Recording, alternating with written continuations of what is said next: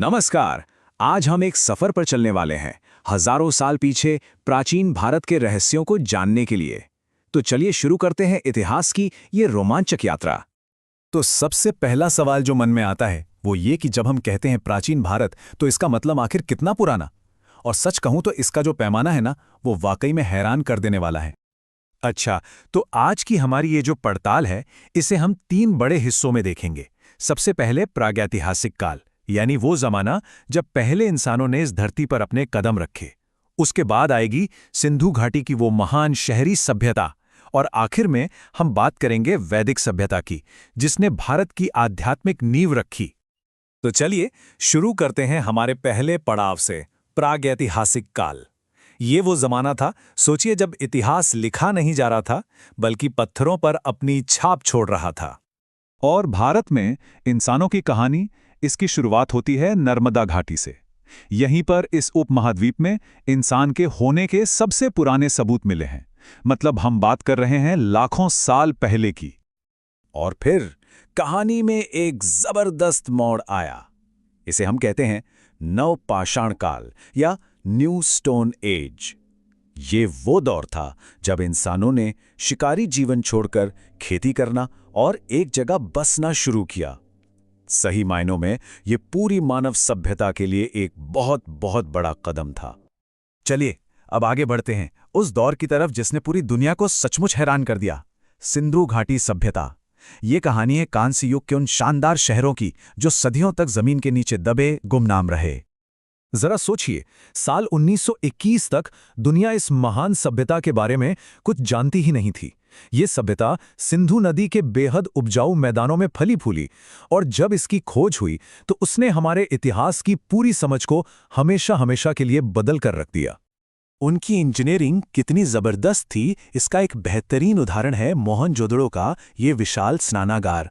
सोचकर देखिए, लगभग 5000 साल पहले बनाया गया ये ढांचा सिर्फ एक तालाब नहीं था, ये उनके सामाजिक और शायद धार्मिक जीवन का एक बहुत ही अहम केंद्र था, जहां लोग एक साथ आते थे।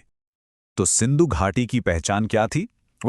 एक तो उनके शहर एकदम सुनियोजित, दूसरा मेसोपोटामिया तक फैला उनका व्यापार, फिर कांसे की उनकी कारीगरी तो कमाल की थी ही।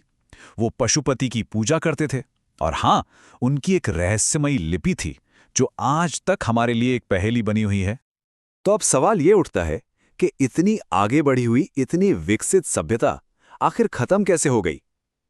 क्या कोई बड़ी बाढ़ आई थी, या किसी ने हमला कर दिया था? आखिर हुआ क्या था इनके साथ?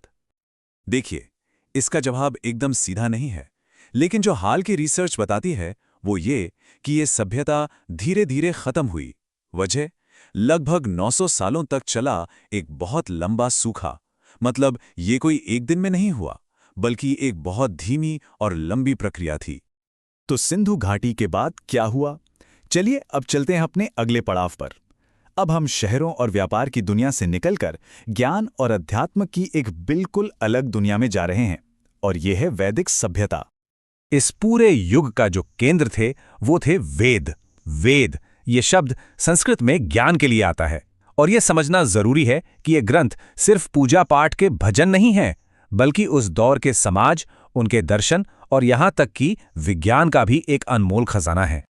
तो मुख्य तौर पर 4 वेद हैं। सबसे पहला और सबसे पुराना है ऋग्वेद। फिर आता है सामवेद, जिसमें धुनें और मंत्र हैं। यजुर्वेद में यज्ञ से जुड़ी प्रक्रियाएं हैं।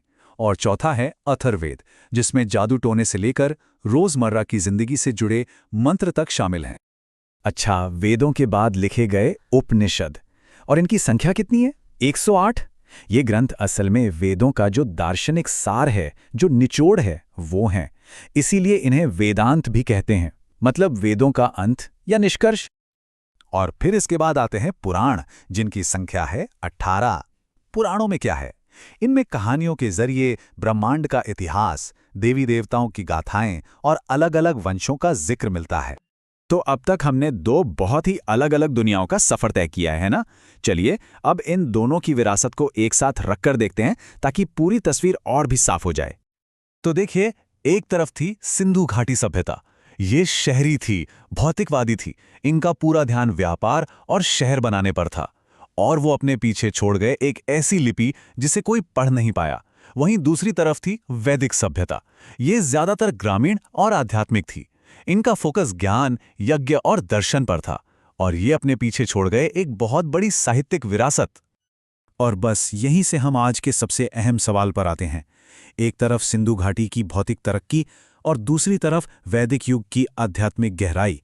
ये सोचना कितना दिलचस्प है कि आज का जो आधुनिक भारत है, अपने हलचल भरे शहरों और अपनी गहरी आध्यात्मिक परंपराओं के साथ, वो इन दोनों ही प्राचीन और शक्तिशाली नींवों पर कैसे खड़ा है और उनकी इस विरासत को कैसे आगे बढ़ा रहा है।